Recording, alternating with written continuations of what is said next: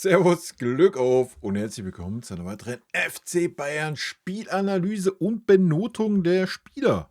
Ja, Leute, wir müssen ja heute ein Fass aufmachen. Wir müssen eigentlich freudestrahlend, jubelnd durch die Bude laufen. Ähm, Wir haben ein wichtiges Spiel 2:1 gewonnen und Leverkusen hat nur 2:2 gespielt. Generell hat irgendwie alles für uns gespielt. Wir haben das Spiel über die Runden gebracht. Ähm, ja, freuen wir uns also anhand der Ergebnisse, würde ich sagen. Bevor wir mal ein bisschen aufs Spiel eingehen, was leider nicht wirklich gut war, aber auch nicht wirklich schlecht, und bevor wir in die Spielerbenotung gehen, wie immer der Hinweis, wenn euch gefällt, was ihr hier seht, abonniert sehr gerne den Kanal, dann verpasst ihr nichts und ihr unterstützt damit einfach, was ich hier so tue. Ja, vielen lieben Dank dafür. Ja, gehen wir's kurz durch, das Spiel. Also, dank des Freiburger Torhüters und dank einer starken Einzelaktion von Harry Kane haben wir dieses Spiel gewonnen, ne? Vorteil: Wir haben uns heute kaum Chancen erspielt, haben 2 Tore gemacht, ist immerhin noch besser wie, 30 Torschüsse gegen Feyenoord, wenn auch nur 6 aufs Tor und man erzielt gar kein Tor. Ja, also kann man das positiv heute mitnehmen. Ansonsten, die Mannschaft hat müde gewirkt, die Mannschaft hat überspielt gewirkt, die Mannschaft hat wenig Kreativität gehabt. Das war kein gutes Spiel. Unsere Außen waren katastrophal heute. Ja, die ganze Offensive war schlecht, mal abgesehen von Harry Kane, ähm, der in der zweiten Halbzeit dann mehr den Sechser gegeben hat oder den rechten Verteidiger, ganz wilde Geschichte. Ja, weiß ich nicht. Weiß ich nicht, weiß ich nicht. Wie gesagt, es war kein gutes Spiel, es war kein super schlechtes Spiel, das war viel Durchschnitt. Wir werden auch gleich bei der Benotung sehr viel Durchschnitt haben. Ähm, Es war natürlich ein verdienter Sieg, ja, gar keine Frage. Bei der Ecke, Manuel Neuer sah da auch wieder nicht gut aus. Erst rennt er raus, dann wieder zurück, dann steht er schlecht. Klar, den hätte er wahrscheinlich auch nicht gehalten, wenn er gut gestanden hätte. Trotzdem sah das nicht gerade gut aus. Aber da gehen wir gleich mal ein bisschen drauf ein. Ähm, ja, weiß ich nicht. Freiburg war super ungefährlich, also erste Halbzeit gefühlt, weiß ich nicht, hatten wir 80% Ballbesitz, aber Kimmich war heute Querpass-Toni. Ähm, Nichts nach vorne, nichts zielstrebig, nichts darauf ausgelegt, Chancen zu erspielen, irgendwie alles darauf ausgelegt. Jo, das Spiel hat mich so erinnert an die Endphase von Pep Guardiola. Ja, 99% Ballbesitz, ohne Torchancen zu erspielen. Ja, genau so war das heute. Ähm, Wir waren absolut unkreativ, absolut viel zu langsam, immer Querpass, Querpass. Da war gar nichts Offensivmäßiges heute. Wie gesagt, das ist ja schon bezeichnend, dass ein Innenverteidiger dann die Vorlage gibt auf 'ne Einzelaktion für Harry Kane und der dann das Tor erzielt, ja? Ähm, und das zweite Tor kriegst du durch einen Torwartfehler bei der Ecke geschenkt. Also, ja, das ist bezeichnend, ne? Fairerweise muss man natürlich auf der anderen Seite sagen, wir haben natürlich auch wenig zugelassen, ja, grade was heute wirklich gut war, auch erste Halbzeit, war das Gegenpressing, die Gewinn der zweiten Bälle. Ähm Freiburg hat sich aber einfach auch zu wenig zugetraut. Ja, wir waren heute, wenn man das gesehen hat, schon verwundbar. Ähm, aber entweder hat Freiburg einfach nicht die Qualität, die es dafür benötigt. Ähm, aber wie ich schon sagte, ja, wir haben 2:1 gewonnen, alle anderen Mannschaften haben für uns gespielt. Also freudestrahlend mitnehmen, abhaken, Arbeitssieg, dreckiger Sieg und Arsch geleckt. Ja, trotzdem hochverdienter Sieg, weil Freiburg was? 2 Bälle aufs Tor, einmal eine kullernde Rückgabe und diese Ecke halt, ja. Also, da war halt jetzt auch nicht, dass Freiburg irgendwelche Chancen hatte, dieses Spiel noch zu drehen, ne? Was ein bisschen traurig war, war, dass wir ab der 80. Minute Zeitspiel betrieben haben. Also, das aber da hast du gesehen, also, selbst die eigene Mannschaft hat ja nicht daran geglaubt, dass wir irgendwie den Sack zumachen und irgendwie das 3:1 erzielen. Ja, wir haben ab der 80. Minute angefangen, auf Zeit zu spielen. Also, das habe ich bei uns lange nicht gesehen. Ähm Ja, am Ende war es klug, das so zu tun, ja, weil wir haben das Ding über die Zeit gebracht, alles ist gut. Man muss halt dann, wenn man nicht in der Lage ist oder man merkt, man hat heute nicht die Form, da irgendwie super kreativ zu werden und sich Chancen zu erspielen, da muss man das Spiel am Ende so nach Hause fahren, wie wir es nach Hause gefahren haben. Ja, das muss man auch mal ganz klar sagen. Dass, wenn du solche Spiele gewinnst, ist es natürlich immer, wie sagt man so schön, solche Spiele musst du gewinnen, um Meister zu werden. Ja. Und genau so war es. Es war heute keine überragende Leistung, das war aber auch kein super schlechtes Spiel. Es war clever, es war abgewichst, es war glücklich, aber verdient. Ja, das fasst es eigentlich zusammen, denke ich. Gut, werfen wir mal einen Blick in die Statistiken rein. Aktualisiere den Bums hier nochmal. Gut, Freiburg 35% Ballbesitz, wir 65, eine Abseitsstellung von uns, 15:9 Fouls, 45:55 Zweikampfquote für uns. Schüsse aufs Tor, 2-3.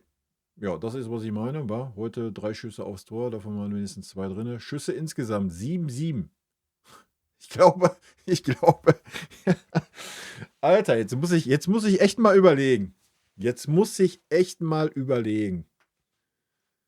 Also ich kann mich an kein Spiel erinnern in den letzten 1,5 Jahren, wo wir mal weniger Torschüsse hatten, oder? Vielleicht mal unter Tuchel ein Spiel. Also unter Vincent Kompany ist es auf jeden Fall das Spiel mit den wenigsten Torschüssen von unserer Seite. Das unterstreicht quasi nur die Worte, die ich gerade gewählt habe, ja. Und wenn du merkst, du hast so einen Tag, ja, da musst du so abgewichst nach Hause fahren, wie wir es dann am Ende des Tages getan haben. Ja. Fairerweise muss man aber auch sagen, dass Freiburg zum Glück nicht die Qualität vorne hat, dass es uns hätte da nochmal gefährlich werden können, ne? In der Schlussphase. Ecken 2-4, angekommene Pässe 269:579, Flanken 11-11.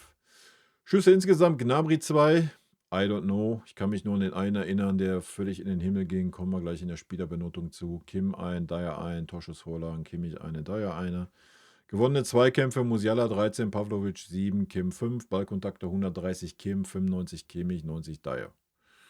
Joa. Das mal zu der Statistik. Vincent Kompany, boah. Ich mache erstmal meinen Pfeil auf. So, für alle, die das nicht verstanden haben, ich habe halt so eine Excel-Tabelle, wo ich die Noten eintrage für am Ende der Saison so ein Fazit ziehen. Vincent Kompany, boah, tue ich mich auch schwer heute zu benoten. Ich nehme ihn mal in die 3,5er Riege, die heute hier die Noten bestimmen, mit auf. Also eine 3,5 zwischen 3 und 4. Warum? Weil man Leroy Sané und Serge Gnabry da aufgeboten hat, die absolut beide bodenlos waren.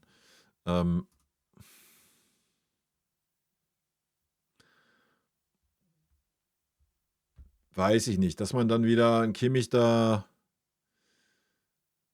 hin und her geschoben hat, anstatt mal die Eier zu haben, ihn vielleicht auch mal auszuwechseln. Er war heute auch nicht wirklich stark. Also auch wieder, dass wir den Stiefel durchgezogen haben. So, ich meine, am Ende gibt ihnen Erfolg recht. Wir haben 2:1 gewonnen, alles ist gut. Ich habe auch 2:1 getippt. Also für mich ist alles gut. Ich habe genau so ein Krüppelspiel erwartet von unserer Mannschaft. Ich habe jetzt kein Feuerwerk erwartet in Freiburg. Von daher alles gut. Aber trotzdem haben wir wieder keinerlei Änderung gehabt. Ja. So, wir haben den Stiefel wieder durchgezogen. So, entweder so oder gar nicht. So, keinerlei Änderung. Ja. Dass man vielleicht mal sagt, ach, weißt du was, komm. Der Gegner steht super tief. Lass uns doch mal ein bisschen zurückziehen in die eigene Hälfte. Lass uns mal abwarten. Lass uns in der eigenen Hälfte vielleicht 10 Meter in der eigenen Hälfte anfangen, den Ball zu attackieren und den Ball zu gewinnen, um dann über unsere schnellen Außen mal schnell umzuschalten. Nur eine Möglichkeit. Andere Möglichkeit wäre, ein zweiter Stürmer mal zu bringen. Solche Sachen. Na? Das tun wir nicht und ja, ich denke, das kann man kritisieren, aber wie gesagt, der Erfolg gibt uns heute recht. Gut, wartet, Aufstellung, damit ich auch keinen vergesse hier. Manuel Neuer, habe ich schon gesagt, sah bei dem Eckengegentor wieder mal nicht gut aus. Erst 1,5 Schritte rausgemacht, dann 1,5 Schritte zurückgemacht, dann stand er irgendwie schlecht im Tor. Ja, da konnte er gar nicht mehr reagieren, um da irgendwie dran zu kommen. Wahrscheinlich wäre er auch nicht drangekommen, wenn er gut gestanden hätte. Fairerweise, es war halt ein guter Kopf-Schulterball halt. Ja, den hätte er wahrscheinlich eh nicht gehalten. Trotzdem sah das nicht gut aus. Immer wieder auch schlechte Bälle. Ja, Dafür ein, zwei Bälle, die auch gut waren nach vorne, aber ansonsten auch viele schlechte Bälle. Ja, wie gesagt, der reiht sich auch komplett ein in die 3,5er Riege heute, der Manu. Hatte eine Rückgabe gehalten, ja, diesen Kopfball da, den musst du auch halten. Gut, dann fangen wir heute mit Kimmich an, weil der heute als Rechtsverteidiger hier aufgelistet ist. Wilde Nummer. Auch Kimmich geht in die 3,5er Riege.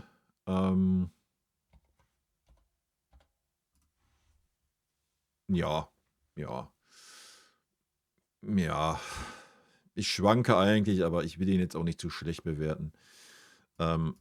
Ich bleibe bei der 3,5. Das war heute nichts. Als Rechtsverteidiger war er unsichtbar. Ja, das war, keine Ahnung, das war eine Leistung so, ich habe keinen Bock. Würde ich ihm nicht unterstellen. Glaube ich auch nicht. Kimmich wirkt halt einfach maßlos überspielt. Wen wundert's? Ja.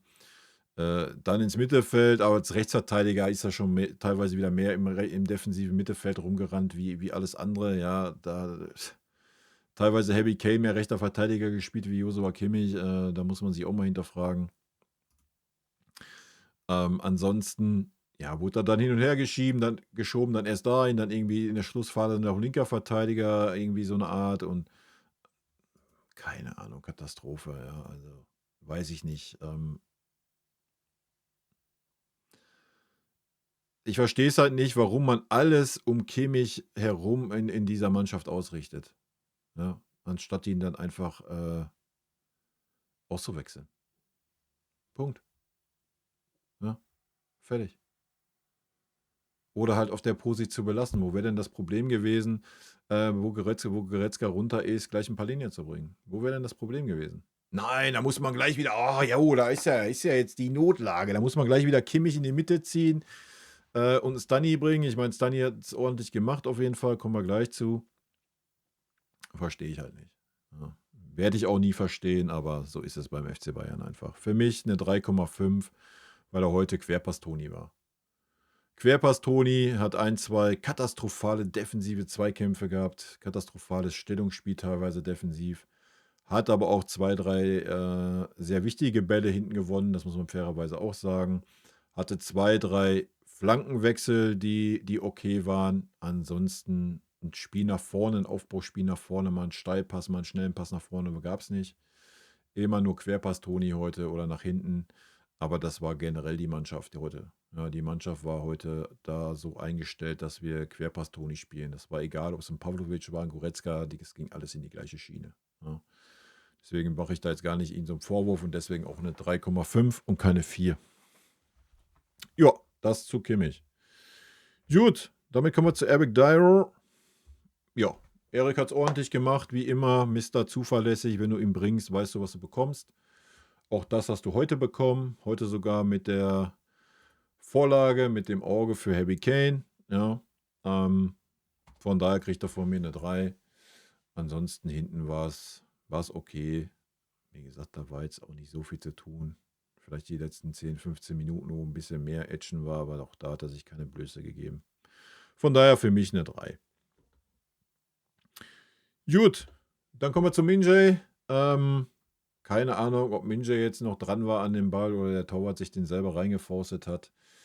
Ist auch wurscht, wenn, dann hat Minjay da genauso viel Anteil dran, weil er da war, den Torwart da gestört hat.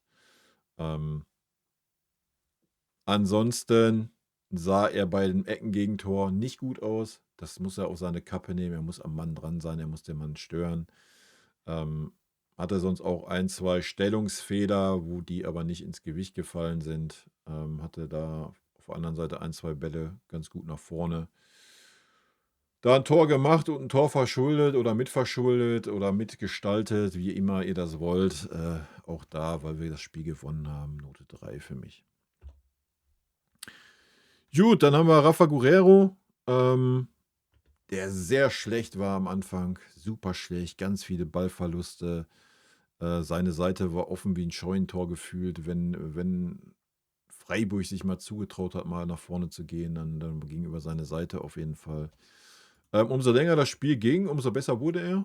Ja, muss man fairerweise auch sagen. Hat sich gesteigert auf jeden Fall. Gerade auch zweite Halbzeit, da war es ordentlich.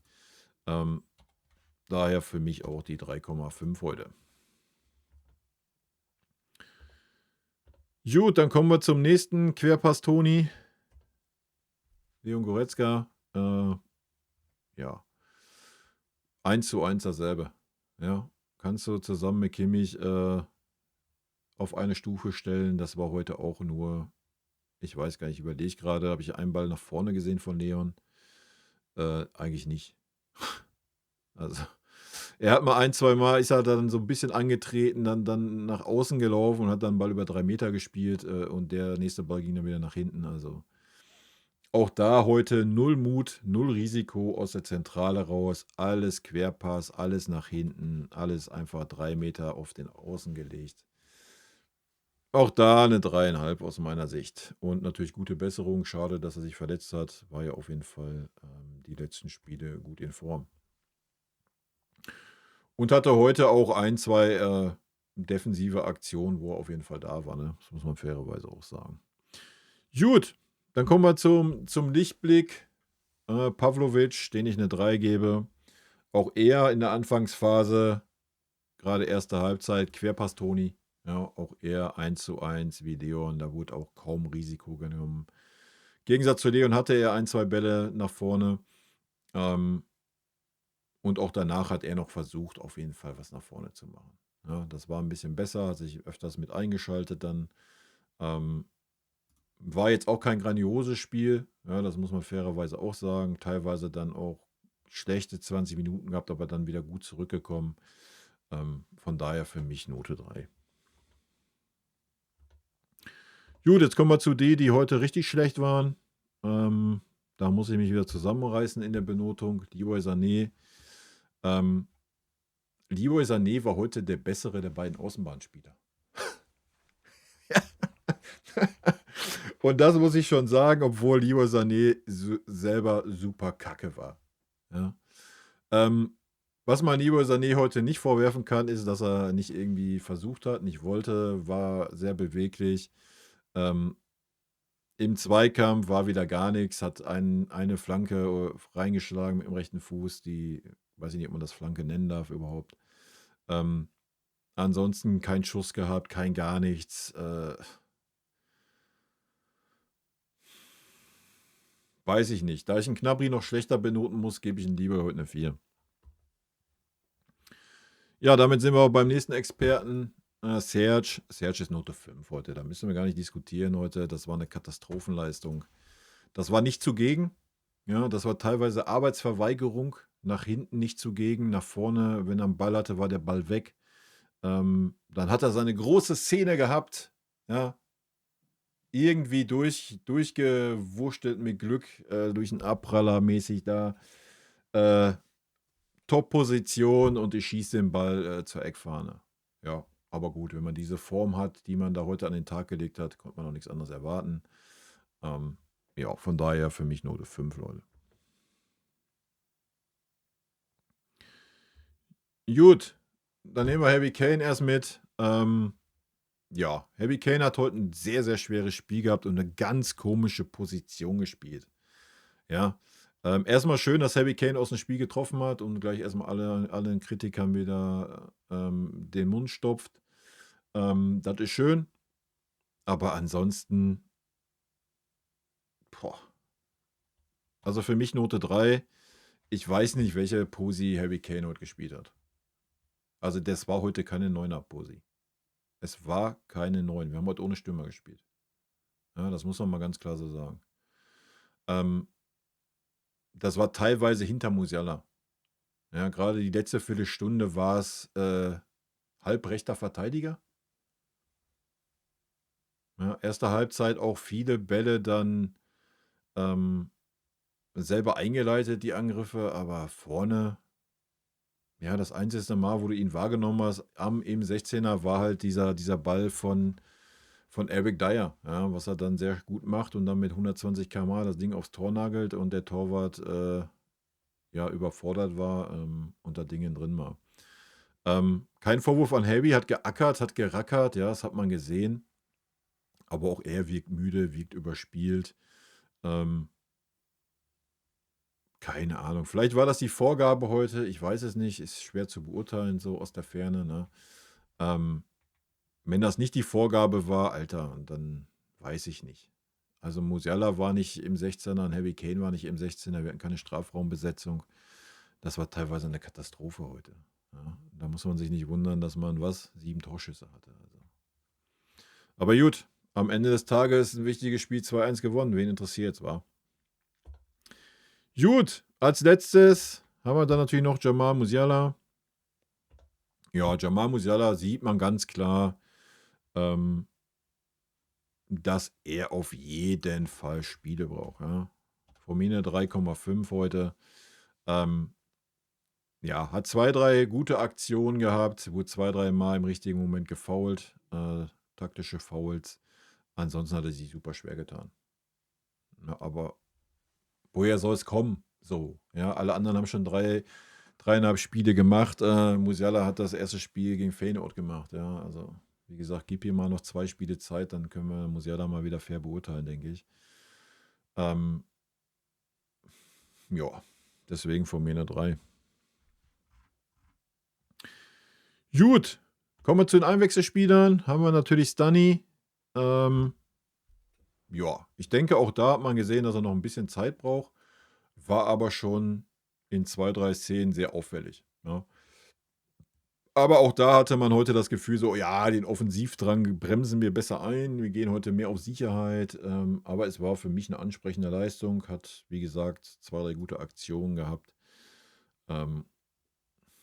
Ich sehe ihn bei einer 3 fürs erste Spiel, war das ordentlich. Gut, dann haben wir unsere beiden Außenstürmer. Die können wir beide unter einen Hut nehmen. Ja, Michael Olise und Kingsley Coman. Ich habe mir gedacht, ja, endlich sind die beiden Nulpen raus. Leroy Sané und Serge Gnabry, endlich kommt Feuer auf den Platz, endlich kommt Vollgas auf den Platz. Und dann sind beide nicht zu sehen. Ja, ich meine, Michael hatte wenigstens noch 1, 2 gute Aktionen. King hatte 1, 2 Anfänge von Dribblings, aber ja, wie gesagt, es war sonst keiner vorne, Alter. Ja, es war keine Strafraumbesetzung da. Keine Ahnung. Also man hat nicht gemerkt, dass die beiden irgendwie auf den Platz gekommen sind und irgendwie jetzt richtig Bock hatten, aber die ganze Mannschaft hatte irgendwie das Offensivspiel ab da schon eingestellt. Ja, also die Wechsel sind verpufft. Das war gar nichts. Hättest du dir schenken können. Also, wenn wir so bewerten müssen,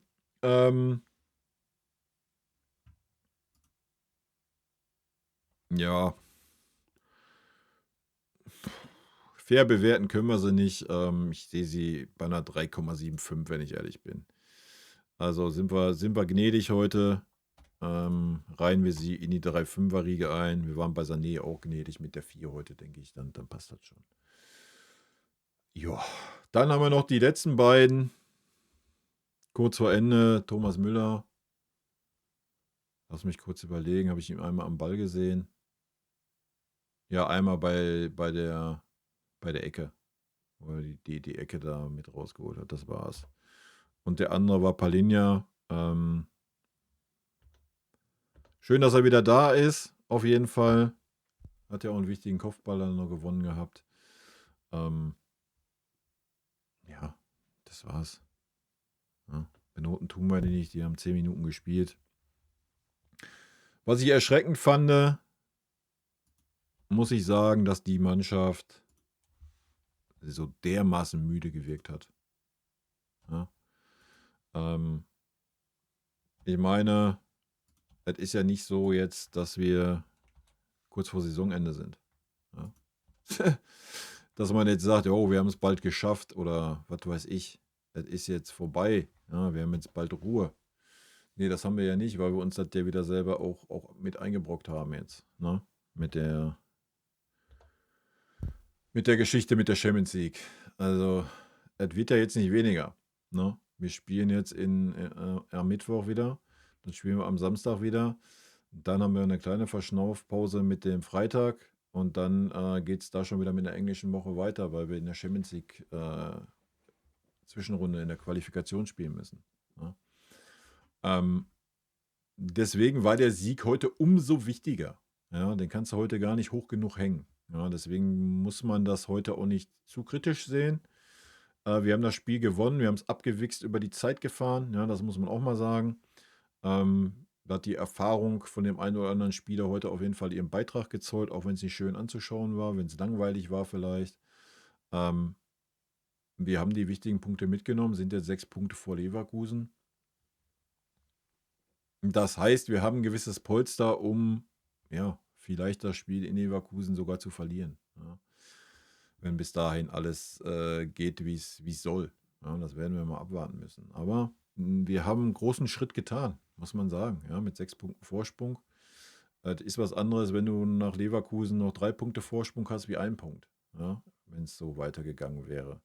Also von daher kann man das heute nicht hoch genug hängen, weil das war heute ein Spiel, was man durchaus auch hätte unentschieden spielen können. Ne? Also von daher Glückwunsch an uns alle. Ja, musste halt dann auch gewinnen, so ein Spiel. Ihr habt es gesehen anhand der Noten, die Leistung war komplett Durchschnitt, wenn nicht eher Durchschnitt minus. Ne? Das muss man so klar sagen, aber am Ende des Tages hat es gereicht. Ne? Das gehört halt auch dazu, dass du solche Spiele dann mit solcher Leistung gewinnst. Vielleicht auch ein bisschen gehemmt, ein bisschen Druck da nach dem Feyenoord-Spiel, weiß man selber, dann ist der Druck da. Wenn du jetzt da irgendwie nur ein Unentschieden spielst, dann ist gleich die große Diskussion in München wieder da. Und da war man vielleicht auch ein bisschen, hat man heute gesehen, denke ich, ein bisschen mehr auf Sicherheit, mehr auf Querpass Toni unterwegs heute, als wie zu sagen, komm, wir ziehen das Spektakel durch. Wobei nochmal erste Halbzeit das Gegenpressing von uns echt gut war. Ja, wir haben einfach nur nichts draus gemacht, wir hatten keine Ideen. Zweite Halbzeit war das auf jeden Fall nicht mehr so vorhanden. Und deswegen die Mannschaft wirkt müde. Ja, Champions League-Spiel hast du natürlich jetzt einen sehr, sehr schwachen Gegner. Das musst du halt irgendwie gewinnen. Wir spielen zu Hause, danach spielst du zu Hause gegen Kiel. Auch das musst du irgendwie gewinnen und dann hast du eine Woche, bevor du gegen Bremen spielst, zu Hause. Ja. Ich meine, Bremen hat heute 2-2 gegen Dortmund gespielt. Dortmund ist jetzt gerade vielleicht nicht der Gradmesser, aber Bremen sollte man dann auch nicht unterschätzen. Ne? Und dann kommt Champions League Quali, gegen wen wissen wir noch nicht. Leverkusen, Champions League Quali, Eintracht Frankfurt, Stuttgart. Danach denke ich, ja, wenn wir es positiv sehen wollen, stellt euch vor, wir gewinnen die Spiele alle, weil wir sie so abgewichst gewinnen, wie wir sie heute gewonnen haben. Und dann hast du 9 Punkte vor Leverkusen. Ne? Und dann kannst du die Meisterfeier buchen. So, von daher, und wenn nicht, selbst ein Unentschieden wäre ein gutes Ergebnis, dann bleiben wir bei 6 Punkten Vorsprung. Ja. Und ein Unentschieden sollte doch wohl möglich sein gegen Leverkusen. Also von daher war das heute wirklich ein super wichtiger Sieg. Ja, aufgrund der anderen Ergebnisse halt. Gut, Leute, das ist meine Meinung. Gerne diskutieren wir am Montag im Stream darüber, 18 Uhr live auf Twitch, wie immer. Dann blicken wir mal zurück auf die letzten beiden Spiele und blicken mal voraus auf die kommenden Spiele. Und in diesem Sinne, rot-weiße Grüße, habt ein schönes Restwochenende. Genießt die Ergebnisse. Das Spiel war heute nicht ganz so zum Genießen, aber das muss manchmal auch sein. Ich denke, wir wurden diese Saison mit sehr gutem Fußball bisher verwöhnt und wir haben jetzt mal ein etwas schwächeres Spiel gemacht, kein schlechtes Spiel. Haben es verdient gewonnen. Arbeitssieg, wie man so schön sagt, und ein super wichtiger Sieg, wenn man auf die anderen Ergebnisse schaut. Von daher, Chaka, haut rein, bis dann. Tschüssi. Vielen lieben Dank für euren Support hier auf dem Kanal und in diesem Sinne, gute Freunde kann niemand trennen.